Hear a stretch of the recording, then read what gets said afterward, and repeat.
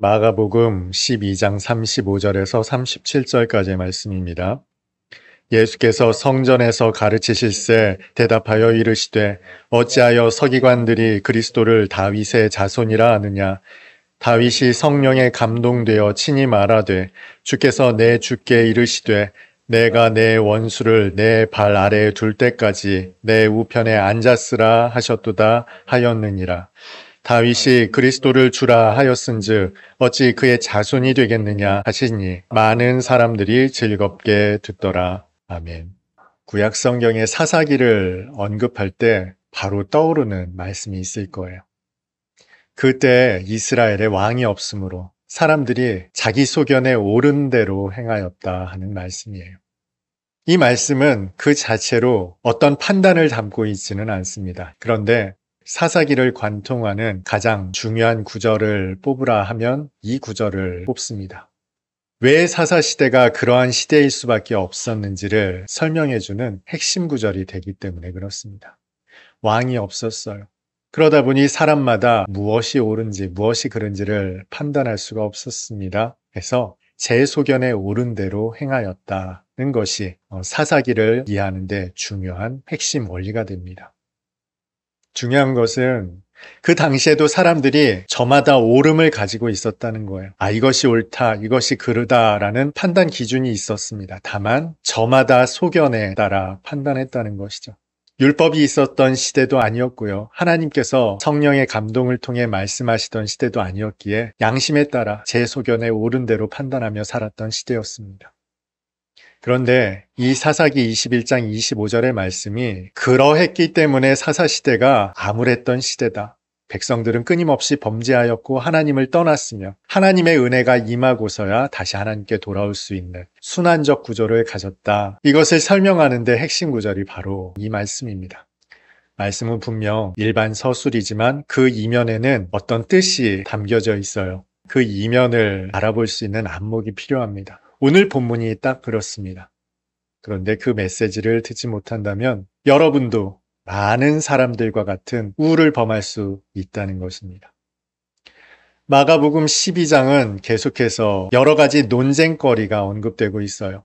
서기관들이, 바리새인들이 어떻게 해서든지 예수님을 넘어뜨리려는 의도와 목적을 가지고 곤란한 질문을 던졌습니다. 그런데 예수께서는 그때마다 아주 탁월한 지혜로 그들에게 답하십니다.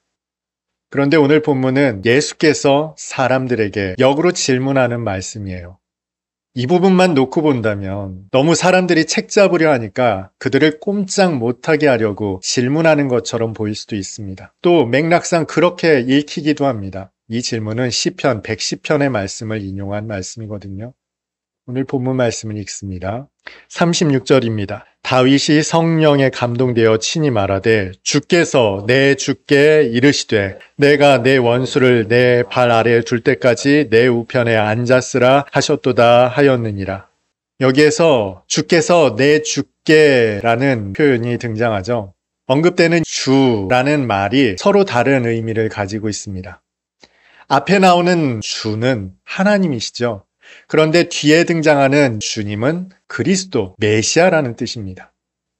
너는 그때까지 내 우편에 앉아있으라 하나님께서 말씀하실 때 이것을 다윗이 인용합니다. 주께서, 하나님께서 내 주께, 그리스도께 이렇게 말씀하셨습니다. 라고 시편을 기록했어요. 그러면 생각해 보세요. 그리스도, 메시아는 다윗의 후손으로 오시는 메시아입니다. 그런데 다윗은 어떤 이유에서인지 그리스도를 알았어요. 메시아를 알았어요. 그리고 그분을 주님이라고 불렀다는 거예요. 서기관들의 지혜로는 도저히 설명할 수 없는 내용입니다. 여기까지만 놓고 본다면 마치 예수님께서 바리새인들과 서기관들을 향해서 역공하시는 것처럼 보인단 말이에요. 사실 이 본문 내용이 마태복음에도 누가복음에도 기록되어 있습니다. 특별히 마태복음에는 그런 뉘앙스처럼 읽히기도 합니다.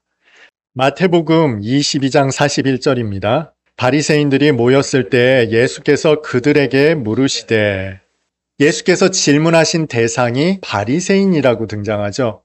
이 바리새인들의 반응이 46절에 등장합니다. 한 마디도 능히 대답하는 자가 없고 그날부터 감히 그에게 묻는 자도 없더라. 여기까지만 놓고 보면 계속해서 예수님을 책잡으려는 이 바리새인들을 향해서 대답할 수 없는 질문으로 코를 납작하게 하려는 의도가 담긴 질문처럼 보이기도 한다는 거예요. 그런데 마가복음과 누가복음은 사뭇 양상이 다릅니다. 예수께서 이 질문을 하신 대상이 바리새인들이 아니었습니다. 많은 사람들로 등장합니다. 불특정 다수였어요. 이것이 어떻게 가능하겠느냐 질문했어요. 그랬더니 사람들의 반응이 37절에 등장하죠. 37절을 읽습니다. 다윗이 그리스도를 주라 하였은즉 어찌 그의 자손이 되겠느냐 하시니 많은 사람들이 즐겁게 듣더라. 이 난제를 많은 사람들이 들었습니다. 그리고 그들은 한결같이 즐겁게 들었습니다. 즐겁게 들었어요. 이상하죠? 오늘 많은 사람들은 주님의 어려운 질문을 들었습니다. 그리고 즐겁게 들었다 기록하고 있어요. 우리는 말씀을 듣습니다. 여러분 그 말씀을 들을 때 어떻게 들으십니까? 성경은 오늘 말씀을 들은 사람들의 반응을 그들이 즐겁게 들었다라고 기록하고 있어요. 어떤 의미에서 즐겁게 들었다라는 뜻일까요? 예수님의 말씀에 관심을 가지고 호기심을 가지고 들었기 때문에 즐겁게 들었을까요? 설교를 하다 보면 무의식적으로 조건반사적으로 아멘 하시는 분들이 계세요. 그런데 그 대부분은 아멘 하지 말아야 하는 순간에 아멘을 하세요. 오늘 본문의 많은 사람들도 예수님의 말씀을 들었어요. 그들은 즐겁게 들었단 말이에요.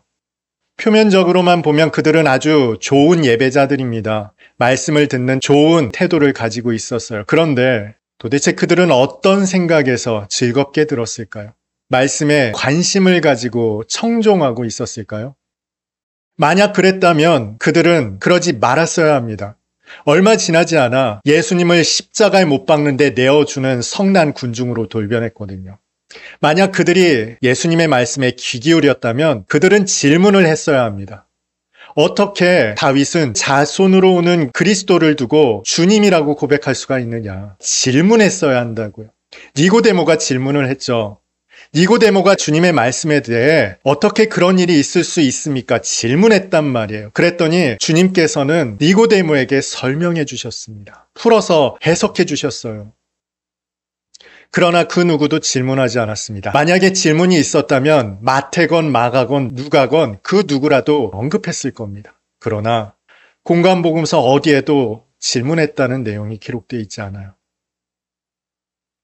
질문하지 않았던 사람들 중에는 제자들도 역시 마찬가지였습니다. 제자들은 궁금한 점이 있다면 따로 질문했었습니다. 그랬던 바가 있습니다만 오늘 예수님의 질문에 관해서는 아무도 질문하지 않았어요. 그저 선생님께서 하늘의 말씀을 하시는가 보다 정도로 넘겼다는 거예요. 그들은 그리스도에 관해 그다지 관심을 두지 않았다는 겁니다. 말씀을 주의 깊게 듣지도 않았고 결국 그들은 믿지도 않았습니다. 믿지 않았기 때문에 예수를 십자가에 못 박는데 내어주고 말았다는 거예요. 말씀을 즐겁게는 들었지만 말씀을 깨달은 것도 아니었고요. 말씀을 믿지도 않았습니다. 예수님을 주와 그리스도로 받아들이지 않았다는 거예요. 그저 재미있고 신기한 이야기 정도로 듣고 흘렸다는 뜻입니다. 여러분 혹시 병원 쇼핑이라는 말 들어보셨습니까? 전 세계적으로 우리나라처럼 의료보험 제도가 잘 된 나라가 없죠. 그래서 병원 문턱이 그렇게 높지가 않습니다. 그러다 보니 나타나는 현상 중에 하나가 바로 이 병원 쇼핑이라는 현상입니다. 똑같은 증세를 가지고 이 병원에 가기도 하고 저 병원에 가기도 해요. 몸이 찌뿌듯하면 물리치료를 받죠. 우리에게는 이것이 낯선 풍경이 아닙니다. 그런데 우리의 신앙이 이렇게 쇼핑하듯 하는 신앙이 되어버린 것 같아요. 우리는 교회도 쇼핑하고요. 예배도 쇼핑합니다. 말씀도 쇼핑을 하고요. 목회자도 쇼핑을 합니다. 우리의 기호에 따라서 골라서 먹습니다. 내 기분에, 내 입맛에 맞지 않으면 뱉어버리는 것이, 이것이 우리가 가진 신앙의 행태죠. 사람들은 주님의 말씀을 즐겁게 들었지만 그 말씀을 마음에 받아 품지는 않았습니다. 그저 특이한 말씀을 하나보다 한 귀로 듣고 한 귀로 흘렸어요. 그들에게 예수님은 그리스도가 되시지 않았습니다. 그 결과 예수께서 십자가에 달려 죽으실 때 주님을 버리고 도망갔고 또 주님을 향해 욕했습니다. 우리에게 말씀은 더 이상 우리의 생명을 좌지우지하는 말씀이 아니에요. 우리의 지적 호기심을 만족시키는 말씀, 나에게 유익이 되는 말씀, 나의 삶에 힘이 되는 정도의 말씀으로 생각한다는 겁니다. 말씀 때문에 아파 보셨습니까? 말씀 때문에 고통스러워 보셨습니까? 그 말씀 붙잡고 끊어내기 위해, 잘라내기 위해 절규하며 애쓰며 몸부림치는 그런 고통이 여러분 가운데 있습니까? 더 이상 말씀이 우리를 회개에 이르게 하지 못하더라는 거예요. 말씀에 능력이 없습니까? 아니요. 우리가 그 말씀을 그렇게 받지 않더라는 겁니다. 하나님의 말씀은 좌우의 날선 어떤 검보다도 예리하여 우리를 찔러 쪼갭니다. 그리고 그 말씀 앞에 섰을 때 우리는 그 고통스러운 현장에서 비껴 설 수가 없어요. 그런데 오늘 본문의 사람들은 주님의 말씀을 그저 즐겁게 듣고 말았습니다. 그들이 만약 질문했다면 주님께서는 답하셨을 거예요. 하나님께서는 그 그리스도를 다윗의 시대부터, 아니 창세로부터 작정하셨고 예정하셨고 하나님의 뜻을 성취하시려 모든 역사를 경륜해 오셨다. 이제 그리스도가 너희 앞에 섰으니 하나님께서는 그 하나님의 뜻을 성취하시고 완성하신다. 그 누구도 그 말씀을 듣지 못했어요. 아무도 질문하지 않았거든요. 아무도 들으려고 하지 않았거든요. 그저 즐겁게 한 귀로 듣고 한 귀로 흘렸습니다. 어떻게 다윗이 그리스도를 주라 고백할 수가 있느냐는 말이다. 그리스도는 선지하셨고 그 그리스도께서 이 땅에 오셨어요. 그리고 죄를 대속하시기 위해 십자가에 달려 죽으시죠. 그 생생한 증언을, 그 하늘의 진리를 알아들으려 하지 않는 이 많은 사람들 앞에서 오늘도 변함없이 선포하고 계시더라는 거예요. 그런 의미에서 이 마지막 절에 등장하는 즐겁게 듣더라라는 말씀은 더없이 슬픈 말씀입니다. 그 많은 사람들, 심지어 제자들까지도 아무도 주님께 질문하지 않았어요. 아무도 귀 기울이지 않았다고. 진리의 말씀을 이야기하시는 그 순간 누구도 그 진리를 깨닫지 못했다는 겁니다. 더 이상 여러분들은 하나님의 말씀을 즐겁게 듣지 않으셨으면 좋겠습니다. 즐겁게 듣기에는 너무나 고통스러운 말씀, 슬픈 말씀, 안타까운 말씀이 가득 기록되어 있습니다.